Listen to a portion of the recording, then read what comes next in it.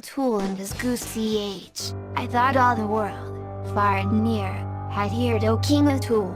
Well, well, but the darkness of mankind is untellable. Well, sir, you must know, as you didn't hear it afore, that there was a king, called King O'Toole, who was a fine old king in the old ancient times, long ago, and it was he that owned the churches in the early days. The king, you see, was the right sort. He was the real boy, and loved sport as he loved his life, and hunting in particular, and from the rising of the sun, up he got, and away he went over the mountains after the deer, and fine times they were. Well, it was almighty good, as long as the king had his health, but, you see, in course of time the king grew old, by reason he was stiff at his limbs, and when he got stricken in years, his heart failed him, and he was lost entirely for want of diversion, because he couldn't go away hunting no longer, and, by dad, the poor king was obliged at last to get a goose to divert him. Oh, you may laugh, if you like, but it's truth I'm telling you, and the way the goose diverted him was this way. You see, the goose used to swim across the lake, and go diving for trout, and catch fish on a Friday for the king, and flew every other day round about the lake, diverting the poor king. All went on mighty well until, by dad, the goose got stricken in years like her master, and couldn't divert him no longer, and then it was that the poor king was lost entirely. The king was walking one morning by the edge of the lake, lamenting his King O'Toole and his goose, illustration 1.png, cruel fate, and thinking of drowning himself, that he get no diversion in life, when all of a sudden, turning round the corner, who should he meet but a mighty decent young man coming up to him.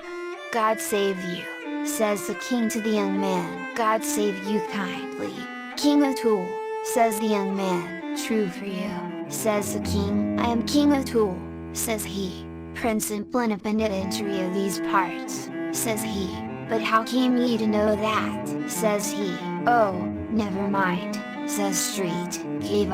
You see, it was Saint Caven, sure enough, the saint himself in disguise, and nobody else. "Oh, never mind," says he, "I know more than that. May I make bold to ask how is your goose, King O'Toole?" says he. "Blurrenagers, how came ye to know about my goose?" says the king. "Oh, no matter, I was given to understand it," says Saint Caven. After some more talk the king says, "What are you?" "I'm an honest man," says Saint Caven. "Well, honest man," says the king, "and how is it you make your money so icy?" "By making old things as good as new," says Saint Caven. "Is it a tinker you are?" says the king. "No," says the saint, "I'm no tinker by trade, King O'Toole. I've a better trade than a tinker," says he. "What would you say," says he, "if I made your old goose as good as new?"